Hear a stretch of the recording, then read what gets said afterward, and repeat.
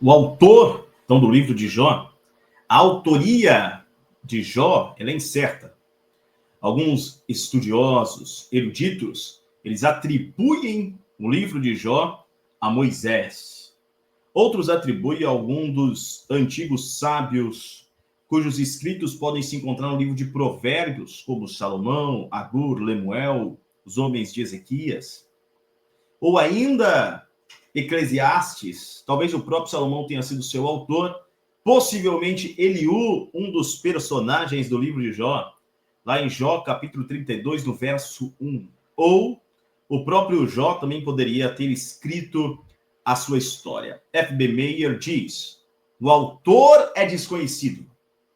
O livro é singular, é único no cânon, pelo fato de não ter nenhuma conexão com o povo de Israel, nem com as suas instituições. Não há menção do templo, não há menção do tabernáculo, não há menção aqui, neste momento, de reis, não há menção de sacerdote, não há menção de profeta.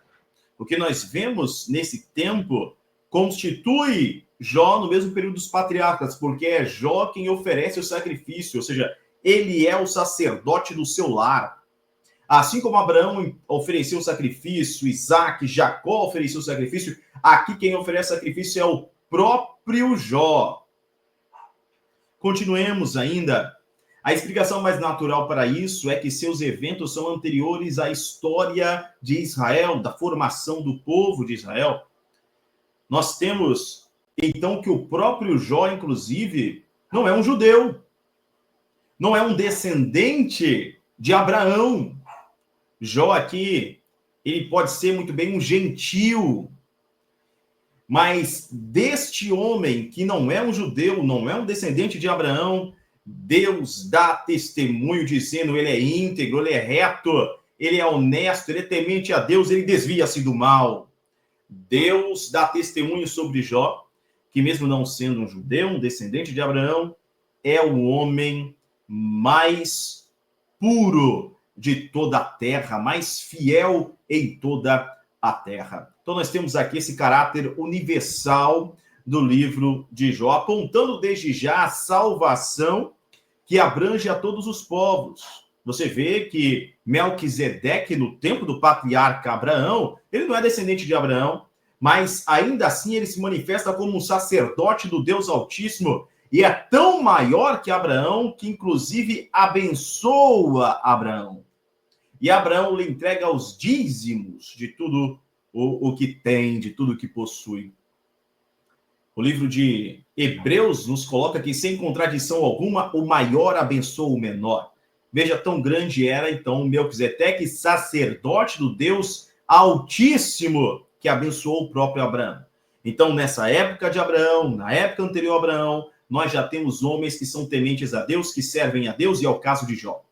Agora, a hipótese de que o livro de Jó tenha sido escrito por Moisés. Inclusive, tem algumas versões da Bíblia Sagrada que vão colocar em cima do título, logo abaixo do título, apontando de que o autor é Moisés. Então, o livro de Moisés, né, traz essa informação. No entanto, dentro das páginas do livro, nós não temos evidências que possam referir a obra ao legislador dos hebreus, a Moisés. Mas, segundo essa teoria, Moisés, durante o seu exílio de 40 anos na terra de Midian, ele teria estado, então, ali em contato com diversos sábios gentios que manteram-se distantes da idolatria, que pouco a pouco estava destruindo todo o tecido moral daquela região, e eles preservaram, assim, oralmente, os relatos da história de Jó. Então, Moisés teria tido contato com a história de Jó enquanto ele estava ali em Midian.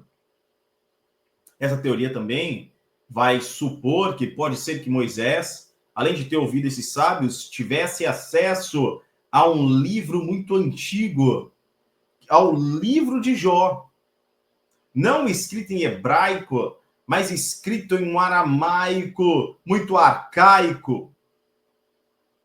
E ele, de posse, então, desse livro, de posse dessas informações, vai ser movido por Deus para preservar essa história e, assim, traduzir a história, ou escrever essa história para o hebraico, para o idioma hebraico. Então, nós vemos aí que Deus inspira Moisés. Ele inspira Moisés para ou traduzir este livro, ou escrever o livro através de um relato que ele ouviu anteriormente. Então, nós sabemos que essa história de Jó já é conhecida desse período, ok? O abalizado erudito Jacques Baldock, num trabalho publicado em 1637, ele sugere o seguinte: a participação de Moisés no livro de Jó limitou-se à tradução, havendo ele encontrado no deserto de Midian, em um arameu, um aramaico, já bastante antigo, arcaico, são termos arcaicos, são termos que vão entrando em desuso. São tão antigos, a linguagem ela é viva, ela muda, e termos antigos vão entrando em desuso. Então, ele encontra o livro de Jó em um arameu muito arcaico, muito antigo, e assim ele se põe a traduzir para o hebraico.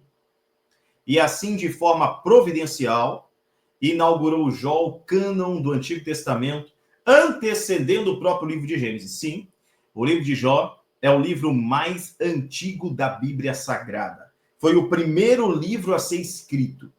É claro que o livro de Gênesis trata de um tempo muito anterior ao tempo de Jó, nos eventos contidos ali dentro. O livro de Gênesis vai narrar a criação do mundo e daí para frente. Porém, o primeiro livro a ser escrito foi o livro de Jó. Então, o livro de Jó veio enquanto Moisés ainda estava no deserto de Midian. Já o livro de Gênesis veio enquanto Moisés estava guiando o povo à terra prometida. Nós temos, então, esse aspecto do livro de Jó, né? A hipótese ainda da autoria do próprio Jó. Lembrando também que sobre Moisés, já foi consenso geral de que Moisés foi realmente o escritor deste livro. Inclusive, a tradição dos judeus vai afirmar que foi Moisés que escreveu este livro. Houve um tempo em que, inclusive, em todas as igrejas evangélicas, se tinha a mesma convicção.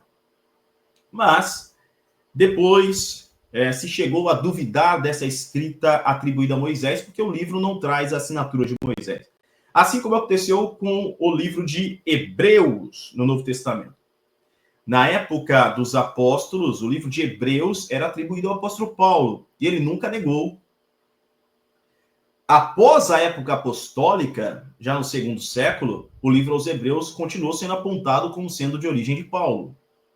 E aqueles que viveram com os apóstolos nunca negaram isso. No terceiro século, apontava-se ainda Paulo.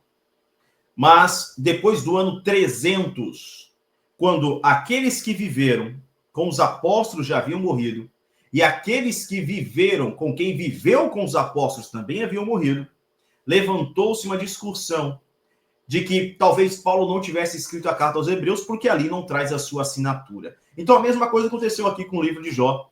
Era consenso de que o livro de Jó foi escrito por Moisés, mas como ali não está o nome dele, pôs-se então agora este questionamento, e não se tem ao certo quem o escreveu. A hipótese de que Jó mesmo tenha escrito a sua história. Vejamos essa hipótese, então. Embora vivesse o patriarca numa época bastante recuada, talvez há mais de 5.000 anos atrás, não lhe era desconhecida a arte nem o ofício da escrita. Ou seja, a escrita já existia. Lembrando que a primeira escrita que surge é uma escrita suméria. É uma escrita ali cuneiforme. No momento de lacinante dor, o Jó vai exclamar no capítulo 19, nos versos 23 e 24, ele diz o seguinte, abre aspas, quem me dera agora que as minhas palavras se escrevessem, quem me dera que se gravassem num livro, e que com uma pena de ferro e com chumbo para sempre fossem esculpidas na rocha. Fecha aspas. Então Jó ele já conhece a escrita. Ele tem acesso a obras escritas. Não podemos inferir, no entanto, dessas passagens que fosse Jó um escritor, nem tampouco que ele mesmo escreveu o seu próprio livro. É claro que dentro do livro de Jó, há ali questões íntimas dele. Há algo que ele ouviu dentro de casa, a esposa dele falando. Então isso leva muitos estudiosos a acreditarem que o próprio Jó escreveu o seu livro. Mas bem pode ser que Jó também tenha contado a sua história. E uma outra pessoa a escreveu. Bem pode ser também que essa história continuou sendo transmitida ao longo dos séculos até chegar a Moisés no século XV a.C., cerca de 1000 anos depois de Jó. Então Jó teria vivido cerca de 1000 anos antes de Moisés. Não podemos, no entanto, inferir dessas passagens que fosse Jó um escritor.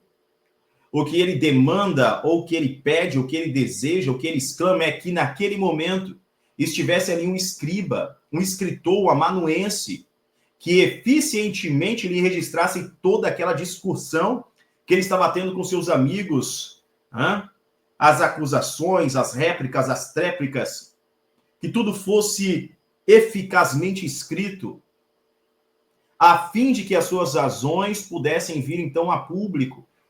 Mais à frente, quando já se esgotaram todos os argumentos de Jó e de seus companheiros, Jó novamente faz referência ao ofício do escriba. Em Jó 31, verso 15, ele diz: Ah, quem me dera um que me ouvisse. Eis que o meu intento é que o Todo-Poderoso me responda e que o meu adversário escreva um livro. Olha o que Jó está pedindo. O meu intento é que Deus me responda e que um dos meus acusadores, um de vocês, escrevesse num livro a resposta que eu teria de Deus, e então ficaria registrado para sempre a minha inocência. É isso que Jó está desejando. Então não seja permitido aqui concluir que naquele momento recuadíssimo de tempo, eram os discursos já escritos, gravados artisticamente em lâminas de argila e depois endurecidos ao sol. Com uma velocidade de escrita extraordinária, o dito dos sábios, então, era mantido para as próximas gerações. As máximas de sabedoria eram contidas ali nessas tabuinhas de argila. Vamos fazer uma comparação com os escrivãos de hoje. Dentro de um júri, de um tribunal, há alguém que está escrevendo a audiência e ele escreve na velocidade das palavras. Há uma técnica específica em que é possível ele escrever na mesma velocidade das palavras.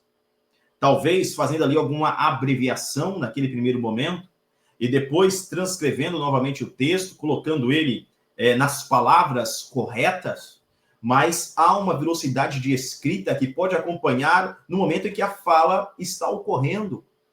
Então vejamos ainda que naquelas tertúlias ou naqueles locais, naquele tempo recuadíssimo, havia sempre um estenógrafo, um escriba, um escrivão, que, à semelhança dos jornalistas atuais, tudo registrava.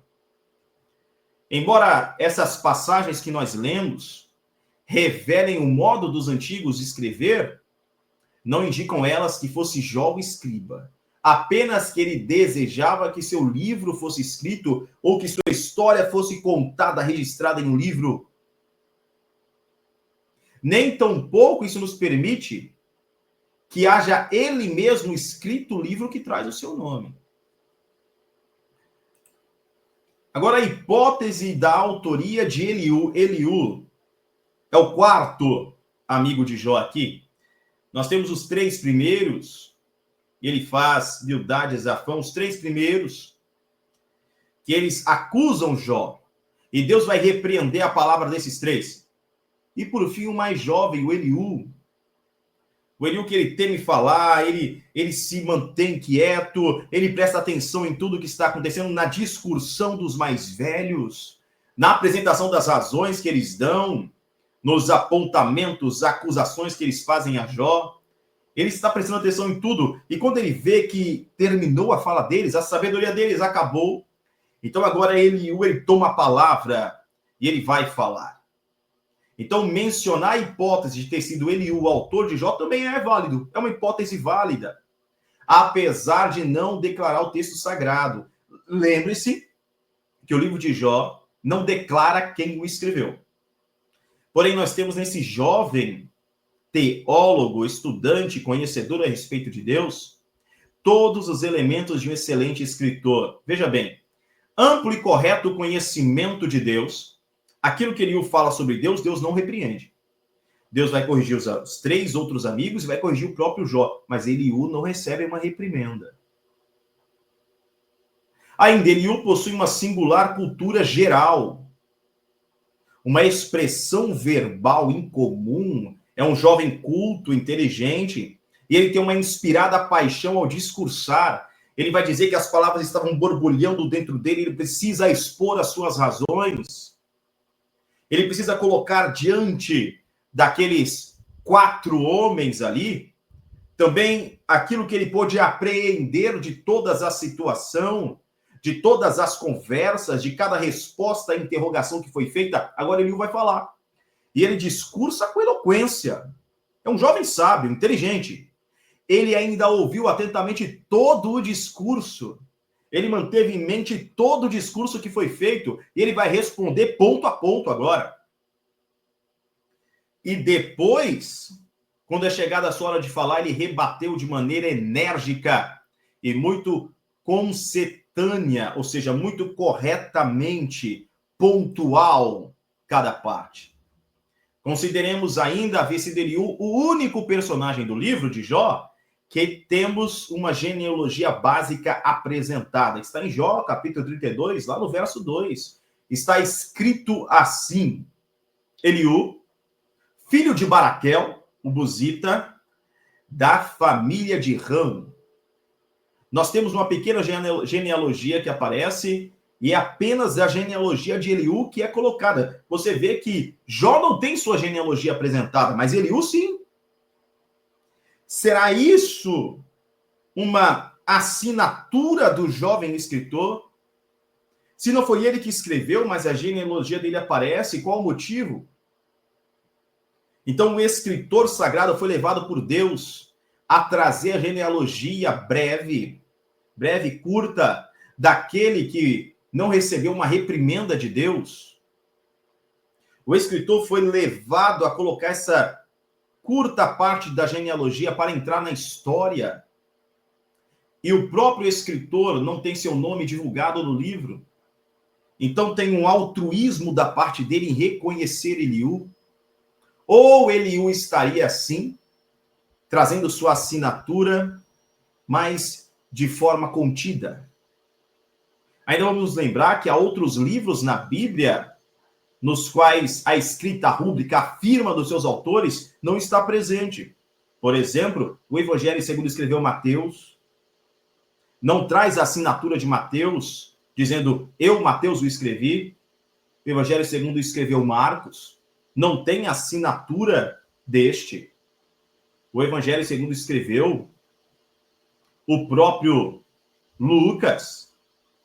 Nós temos no livro de Atos dos Apóstolos, no livro de Atos dos Apóstolos, não traz ali a assinatura expressa de Lucas. Nós podemos identificar que foi ele, pela palavra nós contida, pelo primeiro tratado que ele enviou a Teófilo. Então veja que, mesmo em alguns livros do Novo Testamento, nós temos o autor por causa de uma tradição que é passada, e não porque ele assinou a sua obra. Teria sido isso o mesmo no caso aqui de Eliú, então? Veja, ainda adiante, se nós pegarmos aqui, de igual modo aqui, para pensarmos sobre as obras de Platão, as obras de Sócrates. Sócrates mesmo não escreveu nenhuma obra. Platão escreveu as conversas, a fala, a sabedoria de Sócrates. Porém, raramente também aparece o próprio Platão dentro da história. Pode ser que o mesmo seja verdadeiro na hipótese de que Eliú tenha escrevido aqui. Então, de igual modo aqui, nós atentemos para o fato de ter sido Eliú o único a não sofrer uma reprimenda do Todo-Poderoso. Isso não significa, porém, que como autor haja ele preservar a sua própria imagem, mas reunindo tantas qualidades espirituais, qualidades intelectuais, artísticas, de atenção, qualidades de oratória, teria sido ele também, possivelmente, um instrumento escolhido por Deus para esta tão grande obra. A poesia presente no livro de Jó jamais foi superada. Jamais foi superada. Você percebe, então, que, tradicionalmente, a autoria desses diálogos de Sócrates é atribuída a Platão. Entretanto, quase não se nota a presença deste naquelas tertúlias, naqueles momentos ali de conversa, naqueles debates presentes. Não acontece o mesmo aqui no livro de Jó. Aliás, o gênero literário dos diálogos, ele não nasce com os gregos. Ele é muito antigo. Ele é muito antigo, né? Quando os sábios se reuniam para discutir os problemas e tentar solucioná-los, então, os problemas da vida prática, tá? Lembrando ainda que os sábios, eles focam na vida prática, de fato. Então, não é algo teórico. Eles focam em como viver aqui no mundo, como viver de forma justa a agradar ao Todo-Poderoso. Mas que evidência nós possuímos, então, no livro para que corrobore a hipótese de que Eliú seja o autor do livro de Jó? Nós não temos essas evidências. Nós não temos. No entanto, também nos é útil acrescentar essa hipótese para que possamos olhar para este jovem com maior atenção. Outras hipóteses ainda, há aqueles que dizem ter sido o livro de Jó escrito por Salomão, pois somente o sábio rei de Israel teria essas condições de reunir tanto engenho, arte, beleza, a literatura, a escrita dentro do livro de Jó, ali presente, é uma beleza que é encontrada a semelhança apenas na era áurea do hebraico. Essa era áurea do hebraico seria justamente durante o período do rei Salomão. Então, isso leva estudiosos a também colocarem o livro de Jó na época do rei Salomão. Inserirem nesta época. Acreditarem, inclusive, que pode ter sido o próprio Salomão o escritor dessa obra que nunca foi superada. Uma poesia tão bela, tão bem construída, que nenhuma obra da humanidade jamais a pôde superar. Afinal, nós temos uma poesia inspirada divinamente. Ora, como pôde então o Senhor esconder no anonimato o maior dos poetas? Era também sua intenção submeter o escritor à prova da humildade? Deus tem suas razões que a própria razão humana desconhece, tá? Há ainda aqueles que colocam o livro de Jó num período interbíblico, o que seria um absurdo, porque o cânon da Sagrada Escritura já estava fechado, e foi fechado no tempo de Esdras. Então, nós temos aqui a data da escrita, possíveis datas, há pelo menos 3 diferentes pontos de vista que serão apresentados agora sobre a data da escrita do livro de Jó. Primeiro, talvez o livro tenha sido escrito durante a era patriarcal, cerca de 2000 a.C., 2500 a.C., pouco depois da ocorrência aí dos eventos citados, e talvez tenha sido escrito, inclusive, pelo próprio Jó. Essa é a primeira hipótese. Segundo, pode ser que tenha sido escrito durante o reinado de Salomão, ou pouco depois, entre 950 e 900 a.C. Pelo fato do estilo literário do livro se assemelhar com a literatura de sabedoria daquele período, o livro de Provérbios, o livro de Eclesiastes. Principalmente aí ao livro de Eclesiastes. Durante o exílio de Judá, enquanto o povo está no cativeiro babilônico, de 586 a 538 a.C., pode ter sido escrito dentro deste período, quando então o povo de Deus procurava entender teologicamente o sofrimento e o significado de sua calamidade. Se não foi o próprio Jó, o escritor deve ter obtido informações detalhadas, escritas ou orais, oriundas daqueles dias, as quais ele utilizou sob o impulso da inspiração divina para escrever o livro na feição em que o temos hoje. Partes do livro vieram, evidentemente, da revelação direta de Deus, por exemplo, Jó, capítulo 1, versículos aí de 6 a 10, também partes do capítulo 2, aquele momento em que há reuniões em lugares celestiais. O autor do livro, o autor humano, o escritor do livro, não presenciou esses eventos, mas recebeu a revelação de Deus a respeito do ocorrido. A semelhança, então, da questão anterior, nós não podemos estabelecer a época precisa da composição do livro de Jó, assim como não podemos identificar quem escreveu. Então, nós vamos começar a excluir opções. E vamos começar pelaquela que é a menos provável. Período interbíblico. Período interbíblico não pode ter sido. Período interbíblico é aquele que vai de Malaquias a Mateus. Ou seja, do último dos profetas até Jesus Cristo. Esse período é descartado. Por que é descartado? Nós já vimos que o livro de Jó ele é citado por Ezequiel. Então, ele não pode vir nesse período. Segundo ponto, o cânon do Antigo Testamento já estava fechado, não teve alteração depois do período de Esdras. No tempo de Esdras e Neemias, todo livro, todos os livros do Antigo Testamento já estavam unidos, já estavam presentes. O cânon está fechado, não tem como inserir um novo livro divino no Antigo Testamento.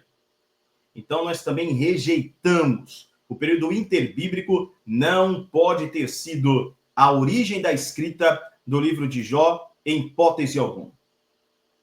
O segundo seria o período de Salomão, tendo em vista, então, a qualidade daquele hebraico escrito, que é uma qualidade que é presente, inclusive, no período de Salomão. Você vê que a sabedoria, a forma poética com que Salomão escreve os seus livros assemelha-se aos escritos do livro de Jó. Caso o livro de Jó tenha sido escrito, então, nesse período, está envolto entre o 10º e o 9º século, ali antes de Cristo, tá? Essa foi a época áurea da língua hebraica, ou seja, a época de maior beleza, de maior refinamento do idioma hebraico. E a terceira hipótese seria o período mosaico, né? Não há muito tempo em que era unânime o entendimento de que Moisés escreveu o livro de Jó. E isso no século XV a.C., período aí da vida do profeta, tá? De Moisés. Período de Jó, então, finalmente, se o livro de Jó foi composto por Eliú, podemos situar a época da sua composição por volta do século 25 a.C., 2.500 anos antes de Cristo, cerca de 1.000 anos antes de Moisés. Jó não foi escrito em hebraico, mas no idioma pertencente ao mesmo tronco linguístico, uma linguagem semita. Na sua composição, o autor sagrado certamente não usou o sistema alfabético e sim ideogramas emprestados do Egito. Encontrando a obra em Midian, o exilado Moisés atualizou, traduzindo para o hebraico. Nós ainda vemos que o livro de Jó ele é de origem divina. Sentimos seu livro de Jó de origem divina não apenas por causa de sua antiguidade, porque há muitos livros que são antigos, mas principalmente em virtude da edificação que daí vem. Nós podemos pegar qualquer livro antigo e, se nós lermos algumas vezes, ele já vai se tornar decorado, enfadonho uma nova leitura. Talvez depois de muito tempo voltemos a procurar aquele livro. Quem de nós leria a Ilíada de Homero 100 vezes seguidas? Quem de nós leríamos aí Heródoto, Virgílio, Camões, tantas vezes seguidas? Mas o livro de Jó, nós o lemos e sempre encontramos algo novo, uma nova revelação, um mistério ali reservado, escondido por Deus, manifestado em alguma área da nossa vida, para o nosso proveito pessoal, para o proveito de uma outra pessoa através de nós. O proveito do corpo de Cristo. Então aqui nós temos uma revelação divina que alimenta a alma. Então assim nós vemos que este livro é de origem divina. Inclusive, o livro de Jó nunca foi contestado se era de origem divina ou não. Jamais. Assim nós podemos perceber sua singular origem espiritual. Atentemos ainda para a afirmação de Carlyle. Eu classifico esse livro como uma das maiores obras já escritas com a pena. Dá a impressão de que ele não é hebreu. Nele reina uma universalidade tão grandiosa que diferente de um ignóbil patriotismo ou sectarismo. Ou seja, o livro de Jó, ele não exalta uma única nação. Ele não coloca uma nação como sendo melhor do que as outras. O livro de Jó situa Jó como sendo um ser humano, um homem do mundo. Um homem que, apesar de sua origem não ser da raiz de Abraão, é um homem temente a Deus, como todos os homens podem ser. No livro de Jó, nós já vemos aqui a graça se manifestando a todos os homens. No livro de Jó, nós vemos que Deus não faz acepção de pessoas. No livro de Jó, nós temos essa revelação de que todo homem pode chegar a agradar a Deus. A fé manifesta-se salvadora a todos os homens. É a mensagem que nós temos dentro deste livro, na vida do patriarca William Orr, que se destacou como teólogo de grande piedade, afirmou que o livro de Jó instiga-nos a analisar os grandes temas da vida espiritual. Acrescenta, Orr, de todos os livros da Bíblia, contém a maior concentração de teologia natural das obras de Deus na natureza.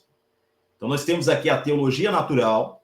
A teologia natural é o que a natureza revela a respeito de Deus. Nós podemos conhecer que existe um Criador analisando profundamente a natureza. Salmo 19 vai dizer que um dia manifesta a sabedoria, o outro dia, uma noite, a outra noite, sem voz. Nós ouvimos as suas palavras sem voz. Nós percebemos a sabedoria que a natureza transmite no micro e no macro, no minúsculo e no máximo do cosmos visível. Nós vemos aí ordem, nós vemos os planetas girando ao redor de seu próprio eixo, em sua órbita, em volta das estrelas. Nós vemos ordem. É uma ordem tão perfeita que nós temos as estações do ano no período certo. Nós temos tempo para chuva, estação de chuva. Nós temos tempo de plantar e de colher. Nós temos tão determinada a ordem do cosmos que as leis físicas aí estão. Toda a racionalidade presente na criação pode ser compreendida por mentes racionais. A sabedoria presente aí dentro nos ensina e grita de que tudo isso é um grande projeto, um grande projetista. Todo o ajuste fino da natureza, o ajuste fino para a vida, advoga a existência de um projetista. Mas se nós descermos também aquilo que é nano, nós veremos toda a beleza dentro do universo minúsculo das coisas invisíveis. E também a ordem presente aí dentro, no primeiro momento parecia caos, mas mesmo ali, também há leis que aquela parte minúscula se aplica. Toda essa beleza, toda essa complexidade, toda a explosão de vida, tudo isso manifesta a existência de um Deus.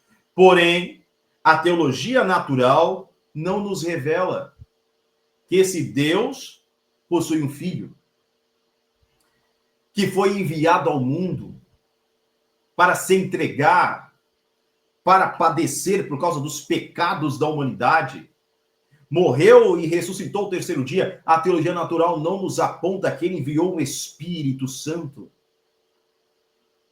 Isso nós só podemos compreender por meio de uma revelação especial de Deus. E a revelação especial de Deus está registrada de forma escrita na Bíblia Sagrada E a revelação especial de Deus também se manifesta na vinda do próprio Filho de Deus, de forma corpórea.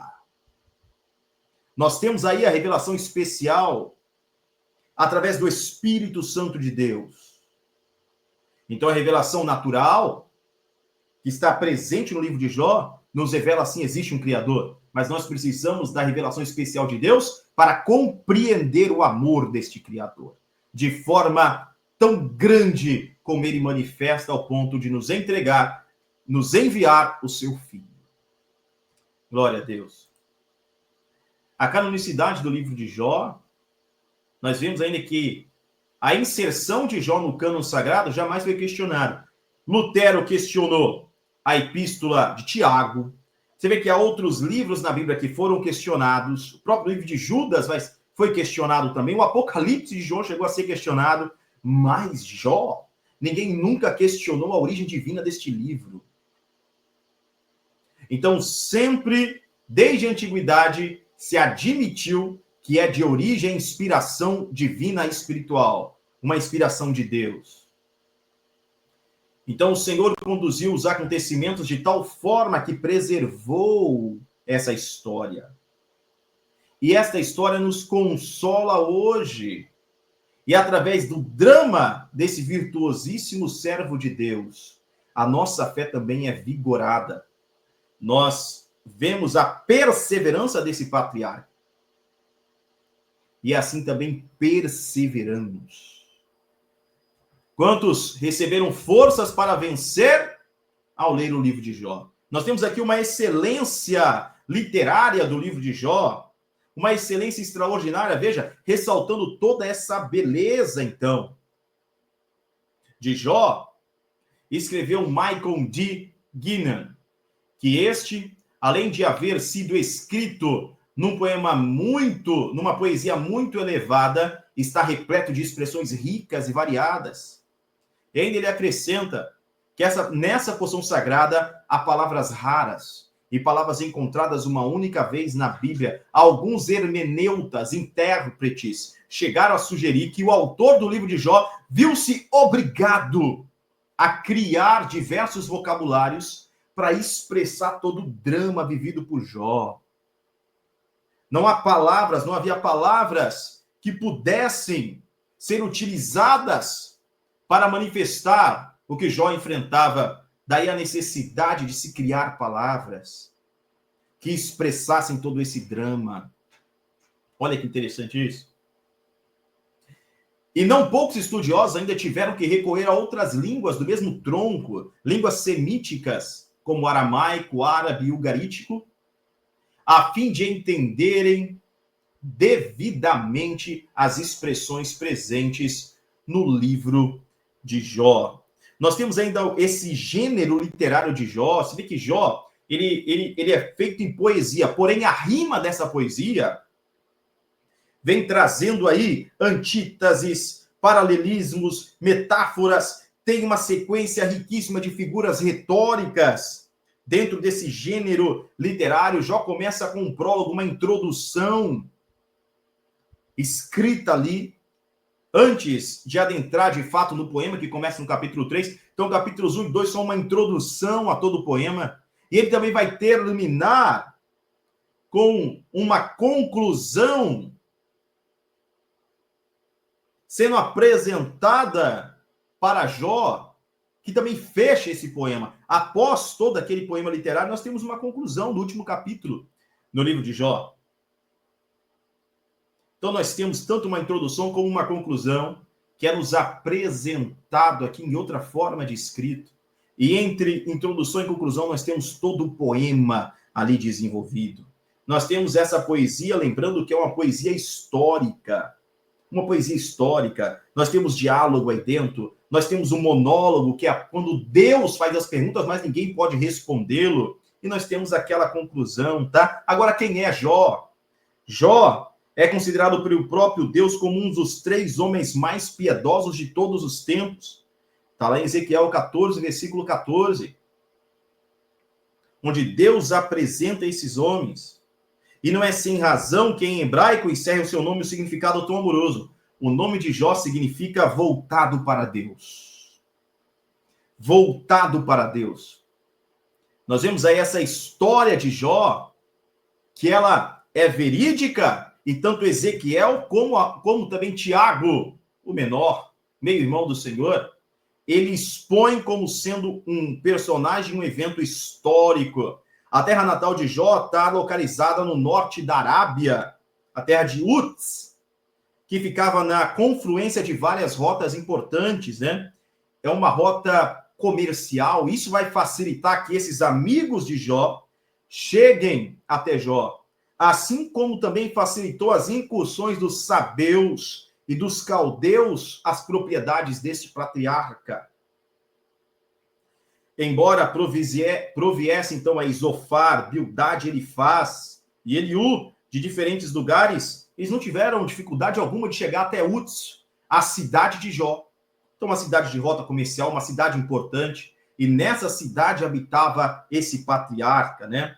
A época em que Jó vive é a época patriarcal, porque nós vemos a longevidade de Jó. Você vê que depois de todo esse período de vida, Jó vive mais 140 anos. Então, estudiosos vão colocar Jó a viver mais de 200 anos. Mais de 200 anos. Então, aquele período de intensa tribulação que Jó vive, não é um período de alguns meses. Jó vai passar alguns anos por aquele sofrimento. Talvez algumas décadas em sofrimento. Mas ele persevera ao Senhor. Lembre-se aí de que Abraão, por exemplo, ele recebe uma promessa de ter um filho aos 75 anos de idade, tem 25 anos esperando a promessa. 2 décadas e meia, quando aos 100 anos de idade, Deus lhe cumpre a promessa e ele recebe um filho. Quando o filho de Abraão nasce, Deus lhe dá mais 75 anos de vida. Então, Abraão passa 75 anos sem filho, 25 anos aguardando uma promessa e 75 anos vivendo com o filho. Jó, ele passa décadas de vida ali, servindo a Deus em santidade, em temor, antes de todo o sofrimento. Depois ele vai enfrentar anos de sofrimento e, por fim, mais 140 anos de vida, quando Deus lhe entrega tudo em dobro. Isso leva alguns estudiosos a entenderem que mesmo a vida de Jó também foi dobrada. Também foi dobrada. Então, como que Jó teria enfrentado aí 70 anos andando com Deus, 30 anos de privação e lutas, e por fim, 140 anos novamente de bonança, como Deus dobrando aqueles primeiros 70 anos de vida de Jó.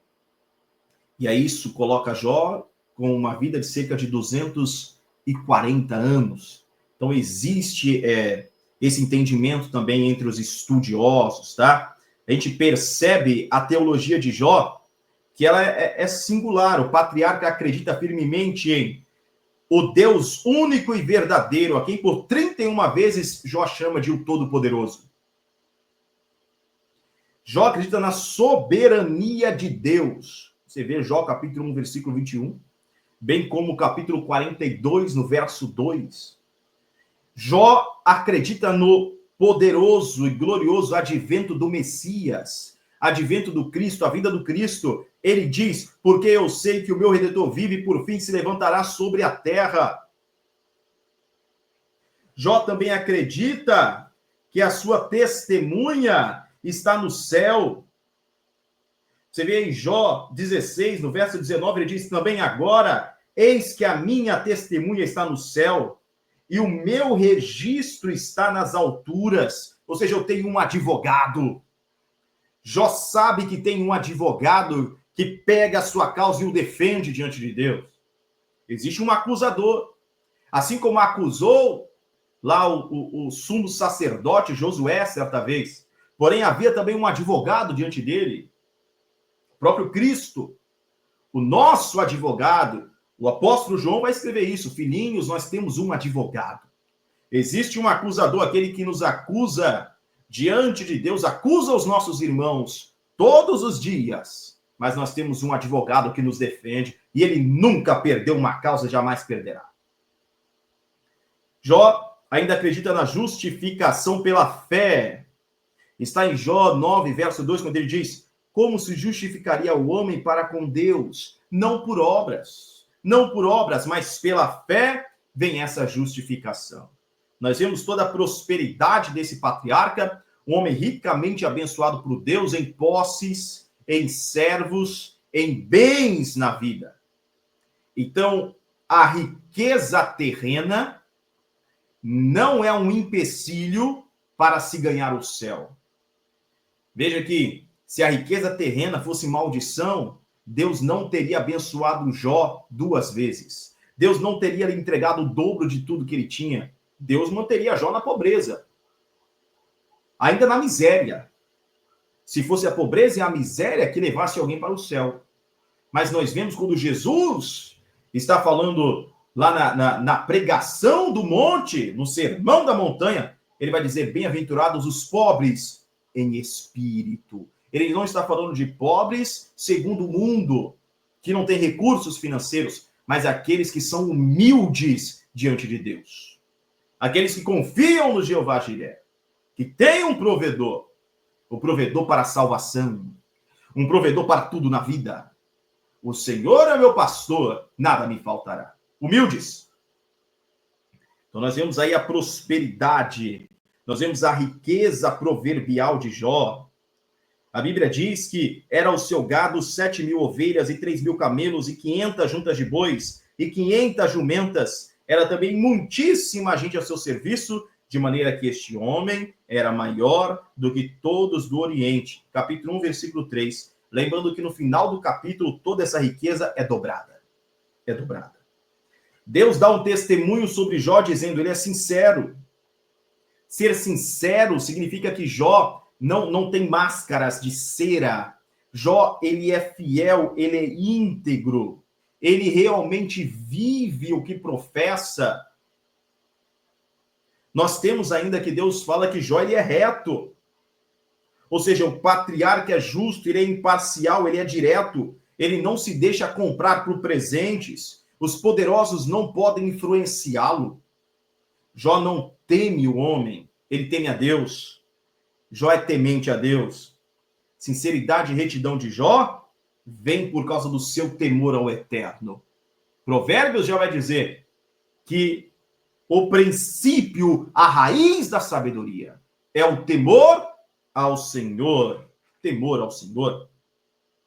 Jó ainda se desvia do mal. Jó não se limita a fugir do pecado. Jó foge, inclusive, da tentação. Ele não se coloca em situações de tentação. Ele não se coloca onde ele pode ser induzido ao erro. Ele se desvia. O inteligente ou o avisado vê o mal e se desvia. O simples, o ignorante, ele passa por lá. Ele não percebe os avisos. Jó ainda se manifesta como um pai de família que é exemplar. Ele se levanta de madrugada. Ele tem o seu devocional com Deus, o seu culto. Ele intercede por cada um dos seus filhos. Ele tem oferendas a Deus por causa dos filhos. Ele tem sacrifícios a Deus, sacrifícios de louvor. É um homem sacerdote do seu lar. É um homem que ensina os seus filhos onde devem andar. Nós vemos esses ensinamentos notáveis aqui em todo o livro de Jó. Primeiro, há um clamor por um mediador, alguém que põe a mão sobre nós, alguém que nos livre, alguém que nos redime. Há um anseio por luz sobre o futuro. Morrendo o homem, porventura tornará a viver? Então, Jó já está clamando sobre isso. Há uma certeza que a ressurreição. Havia necessidade ainda de alguém para defender a sua causa. A provisão está em Cristo, está nesse advogado fiel, porque ele não é homem como eu, a quem eu responda, Jó diz. Há necessidade de um redentor, um vindicador, porque eu sei que o meu redentor, o meu vindicador, ele vive. Jó ainda vai deixar claro que devemos ter um juiz diante de quem nós podemos apresentar a nossa causa e nos defender, ou ter quem nos defenda, quem nos represente ali. Devemos ter um livro ainda de acusação para mostrar a culpa que está em nós, e a Bíblia é esse livro. A lei aponta para cada um de nós e nos manifesta culpados. Porém, a graça de Deus se manifestou trazendo salvação a todos os homens. O que a lei exigia, Jesus Cristo entregou. Ele tomou sobre si o nosso castigo, o castigo que nos dá a paz estava sobre ele. Ele intercedeu pelos transgressores. E há necessidade de uma visão de que Deus nos dê um senso de justiça, da justiça de Deus e do valor humano, levando-nos ao arrependimento. Vê, então, Deus aqui em seu caráter íntimo, cuidando do homem, administrando tudo. Deus é poderoso, seus pensamentos são muito maiores que os nossos. As escolhas de Deus são perfeitas. Pode ser que nós, como ser humano que somos, questionemos algo. E Jó vai questionar muitas vezes. Naquele momento de dor, muitos questionam a Deus. E alguns podem chegar dentro da igreja questionando. E ouvir de alguém, não questiona, apenas adora. Não questiona, só adora. Jó questionou. Jó fez perguntas. Jó se lamentou. Deus não repreendeu Jó por causa desse lamento.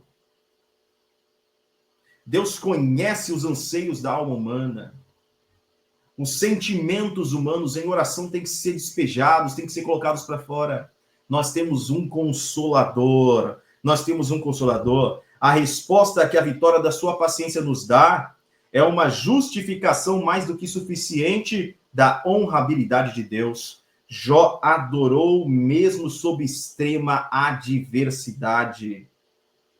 Um grande problema da universidade, a causa dos sofrimentos humanos é, em grande parte, deixado sem resposta. Por quê? Porque nem sempre é possível dar uma resposta. Nós sabemos ainda que o mal entrou no mundo, a morte e as enfermidades, por causa do pecado. São consequências. Agora, quando Deus permite uma perda, dentro dessa perda vem a semente de um bem ainda maior. Assim nós concluímos o livro de Jó. Deus te abençoe e te mantenha perseverante em o nome de Jesus.